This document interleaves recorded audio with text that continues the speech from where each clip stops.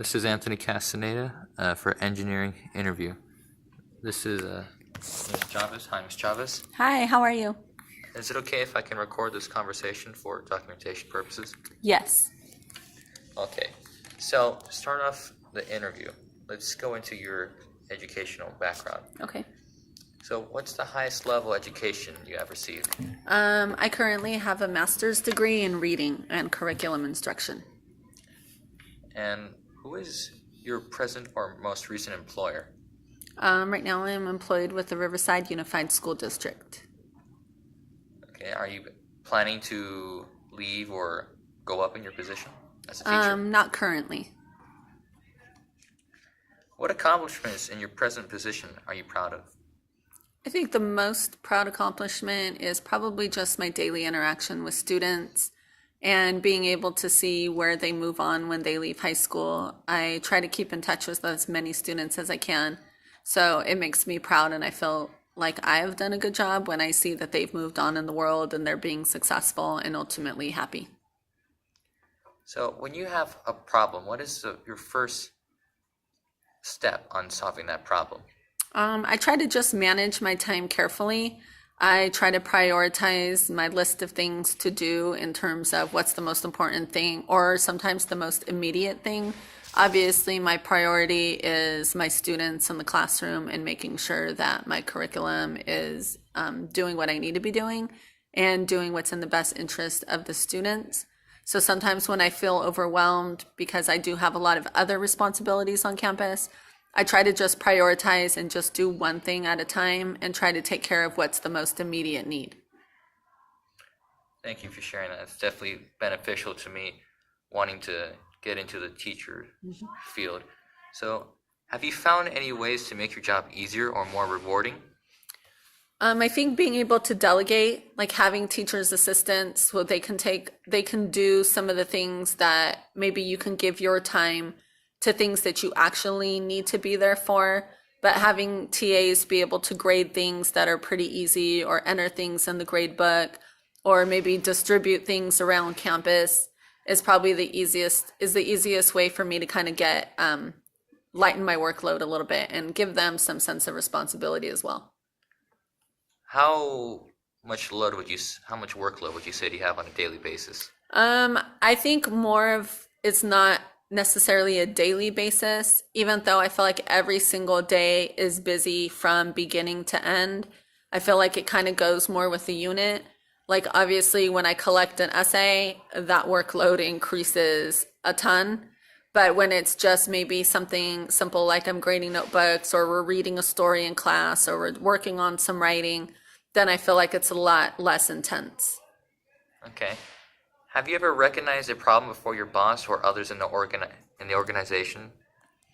Yes, and usually my first step then is to go straight to my boss. If I see something happening on campus or maybe a concern or maybe it's a teacher interaction or students are just really stressed out, I try usually to talk to my boss about it because he would be the best person to be able to delegate and figure out how to solve or handle that problem. I really don't think it's my place to tell another teacher how to do their job or, to complain to them, but more give it to him and then let him figure out how to manage that.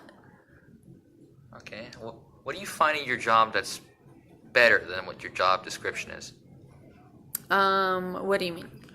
As in, what do you find more positive that no job description can describe? I think the ultimate benefit in education is being able to see your students really grasp the concept of education, want to perform at a higher level, gain some motivation or ambition to kind of find their place in the world and what they want to do in their life. And I think as a teacher, we get the most rewards because we get it daily. With the kids just being, happy to see you, or their daily compliments, they really like this class, or they really like the way you teach, or you simplify things that, that were complicated for them before. Or I think one of my favorite compliments is when they say they never liked language arts before, they never really enjoyed reading or writing, but that we can do it in a way that makes it fun. So I think we get a lot more benefits on a daily basis in terms of that accolade or that praise that some people in their job may not see ever, or they're looking for it from their boss, where I think we get it more from the students. Right. I definitely feel that as a student coming into a classroom, especially a classroom that you find enjoyable or comforting, it's definitely something, it's not an experience you can get from just a regular math class or Yes. something that you don't find enjoyable. Yeah. So we've all had occasions when we're working on something very hard. I'll just pause it. Pause one.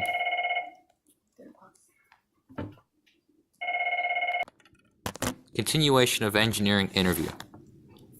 Okay, so have you ever felt that something that you worked really hard on just slipped through the cracks? Yes.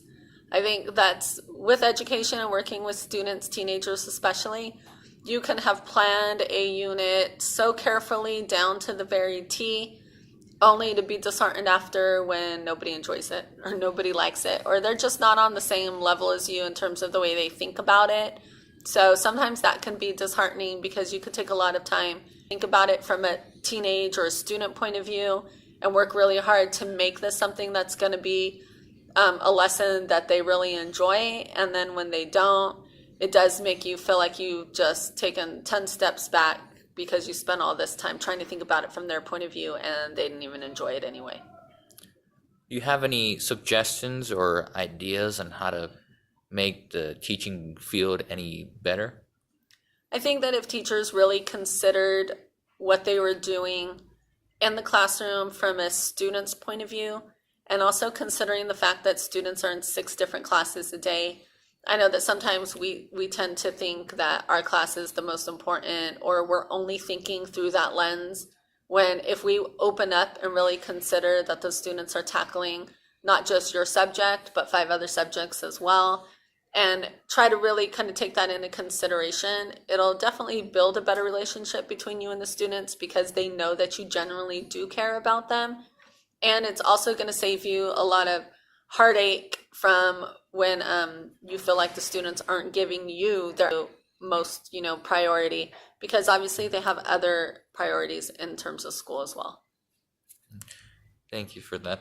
Have you found any ways to make any other employees' jobs easier or more rewarding? Yes, I think that this year in being a team leader for 9th grade, I think that being able to be somebody who's accessible, having time that you guys can kind of share or vent your frustrations, things went well, things didn't went well, and giving each teacher, sometimes you just need a daily reminder, a little daily motivational, email that what they're doing is great, or when they're sending out a lesson or a article, that you're always responding and that you're definitely just building on encouragement, because sometimes in teaching you can definitely feel alone because you're alone all day with your students and you tend to miss out on that adult interaction. So I think whenever your colleague is reaching out or they're sending you something, always take the time to reply to them and show them that they're important and kind of try to validate what they're doing. So have you ever had a time when it's just been such a stressful situation? What helps you cope with that situation or get you through it? I think definitely talking to my colleagues, because sometimes things will happen in the classroom and you're really not sure what you should do about it. So it's always good to have a team of teachers that you trust and that you respect and that understand who you are as a teacher, because they can definitely offer some valuable advice. What would you say is the most stressful situation as a teacher? I think there's a lot of different stresses as a teacher. Pause 2. Sorry. Hello? Engineering interview continuation part 2. So, Repeat the question. so what helps you get through a very stressful situation? Like what types of tips or tricks you use to help you cope through the stressful situation? I think definitely building relationship with other teachers, because the teachers are going to be the only people who truly understand how difficult the educational field could be. And like I said earlier, trying to prioritize and just take one thing at a time. I'm really big on making a to-do list. So as long as you can kind of check off some boxes each day and not let yourself get overwhelmed, but really just try to solve one thing at a time. So as a teacher, can you describe a typical day or a typical week throughout a high school? Sure, I think it starts when you get here, making sure your boards are organized, you change your date, you put up the appropriate lesson that you're going to do, giving the students a sense that they know what's going on by simply looking at the board and knowing what we're going to be doing that day. It also helps to kind of map out your week, and I like to kind of map out the week for the students too, so they know the direction we're heading. But I think just being organized, coming into class and knowing what it is that you're going to teach, making sure that you're prepared with your copies, or if you're doing an activity, making sure that you've thought about that activity through from start to finish. Because there's been times where if I'm planning a Socratic seminar, you need to rearrange the room ahead of time. You need days before you've chosen your leaders, so that way when that activity happens, it's already smooth. And trying to just establish some routines with your students so that they know what's going on. And when you are having a Socratic seminar, they already understand the protocol. So it sounds like there's definitely a lot of pre-work involved as a teacher. Yes. What keeps you keep track of these things to do? Definitely getting yourself an organizer or planner. I also like to keep my planners from previous years, because if I get stuck in a spot or I'm not really sure if we're almost to the end of the unit and I'm already in my head trying to preview what our next unit's going to be, I can always go back and look at last year's planner and see, okay, how many days did it take me to cover this topic, or what went well last year? Maybe what are some stories I can take out, or maybe some things that I can add in. So I think always kind of keeping your planners. Our planner is key. Post-it notes, kind of making yourself little tips or things to remember, or maybe, try this next time, or this didn't work so well in second period, switch it up for third. So I think definitely having an organizational, some kind of calendar, a planner is essential in keeping yourself organized. Okay, so walk me through the procedures of these organization or these in-class activities. Like in a typical day, I usually try to start with some kind of warm-up. That's usually something they teach you through the teaching credential program anyways, to have some sort of warm-up. Usually I like to do quick writes. So we always spend the first 5 minutes writing about a topic. And sometimes those topics are piggybacking off something we've done the day before. Sometimes they're previewing what exactly we're going to do that day. Or sometimes we'll get into maybe some deeper questions about the unit as a whole. So I always start with a warm-up, and then we take the lesson from there. Usually reading, speaking, writing is a part of our daily routine.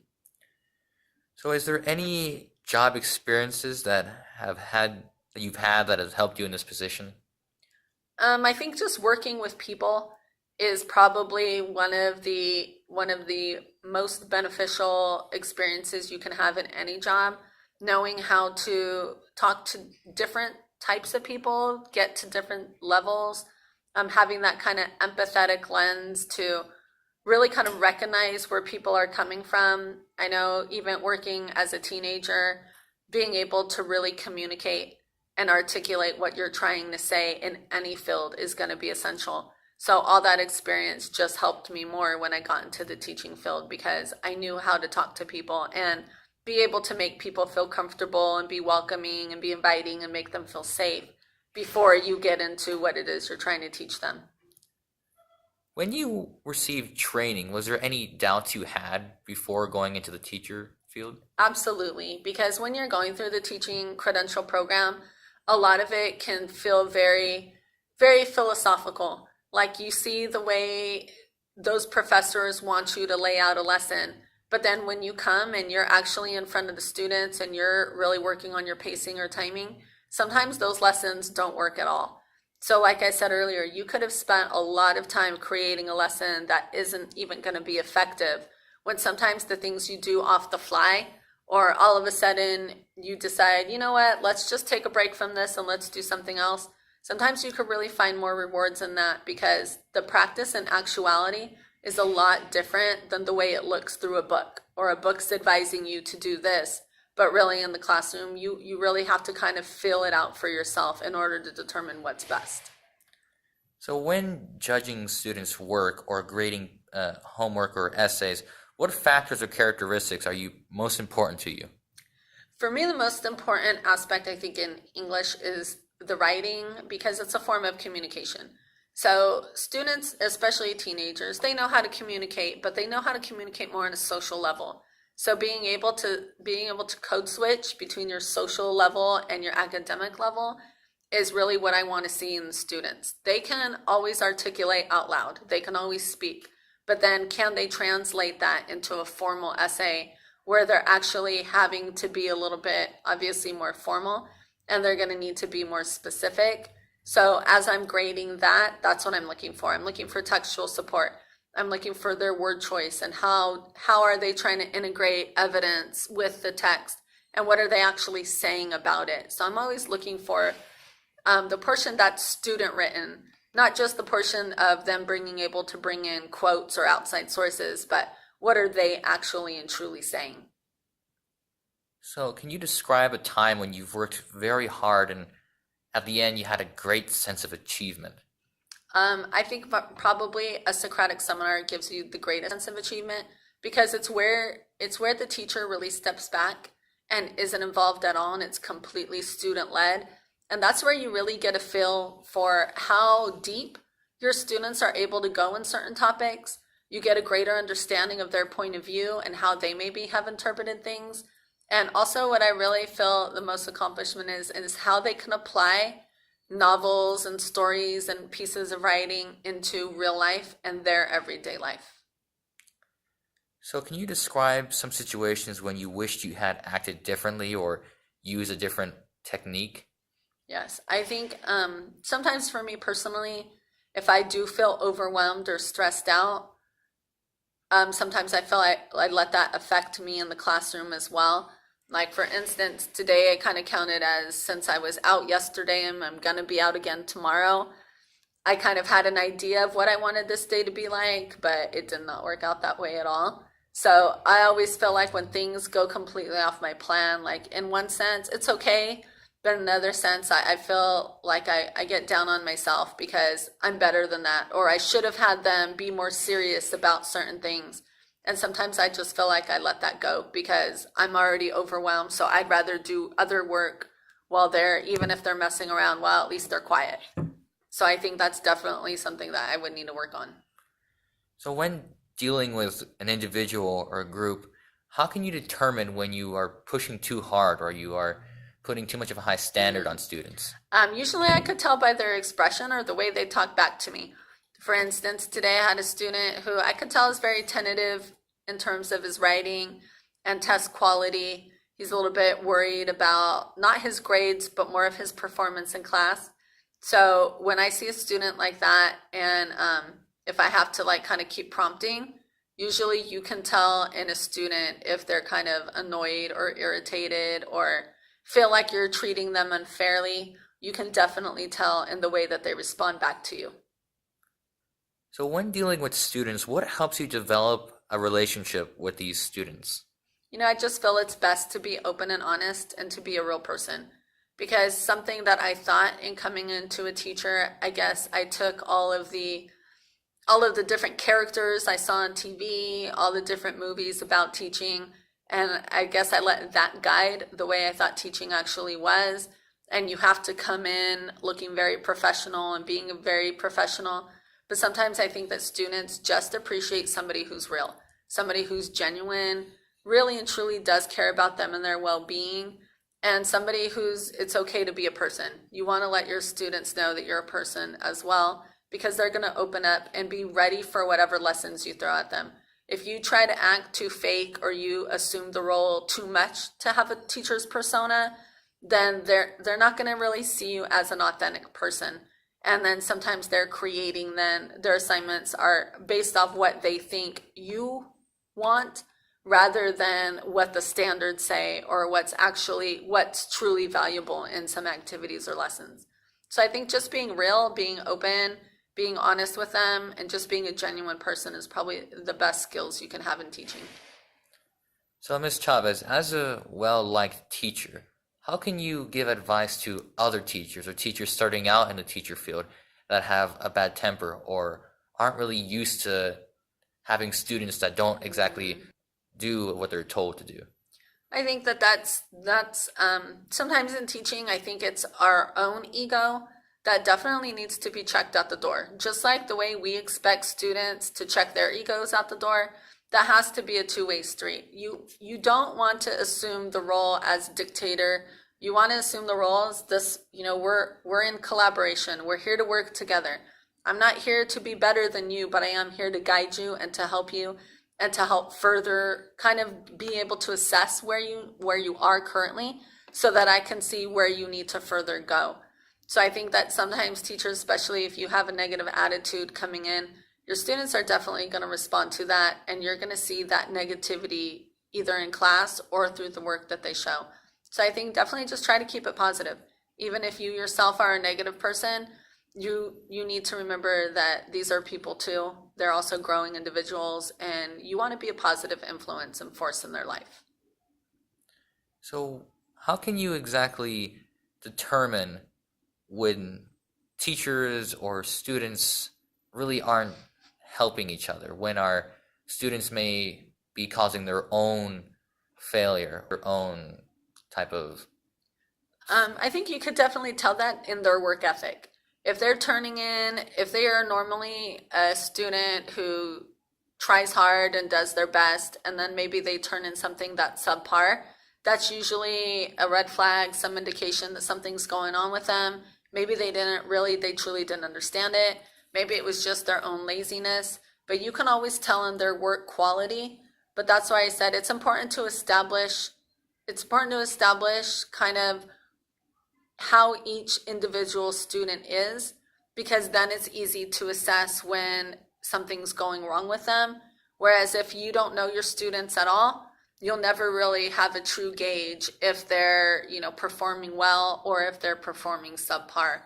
So I think definitely knowing your students and knowing their academic level and ability ahead of time, that way you can always use that kind of as a gauge to tell, are they performing to the level they need to? Or is something going wrong? Maybe, they are overwhelmed with other classes. Maybe they truly don't understand. Maybe they're just being lazy at that point. And then that'll give you kind of an indication of what direction of motivation you need to go. So Ms. Chavez, so as not only a teacher, but also a leader to many students, how do you describe new things? How do you propose new ideas or new way of doing things to someone who's completely going to something blind and experiencing something for the first time? I think anytime you're teaching, you want to give examples, sometimes modeling those examples. Sometimes if you're doing an article and you're trying to teach a procedure like close reading, you want to see what that product looks like. It's helpful for the students to see what the level is they're supposed to be working at so that they can try to get there. But I think giving clear directions and multiple times. Sometimes we as teachers think, well, I said it one time, they should know it, they should get it. But even as adults, sometimes we need things relayed to us multiple times. We need to hear it, we need to see it, we need to hear it and see it again before we can truly understand it. So I think always showing what something is supposed to look like, whether it is an academic discussion or whether it is a 6 in a body paragraph of an essay, I think giving those examples helps people be able to understand where they need to be going. Okay, I'm just checking to make sure of the time. Okay. So what really motivates you as a teacher? I think the students are the ones that really are motivating because, like I said, you don't feel like you see adults so much. And sometimes we miss out on the adult interaction, but it is the students. It's being able to watch them grow and then figure out from, especially teaching freshmen, they're basically coming in as kids. And then to see them leave as adults getting ready for the world, I think that's the biggest accomplishment. And that's what keeps me in the teaching profession. Sometimes I consider doing other things, but I think that it definitely, as a teacher, you feel like you are doing something that's going to benefit the world and society. And there's no greater fulfillment than doing that. Well, thank you, Ms. Chavez. This has definitely been very beneficial for me as determining whether if I should go into the teacher field. Thank you for taking the time to allow this interview. Absolutely. And thank you very much, Ms. Chavez. Thank you.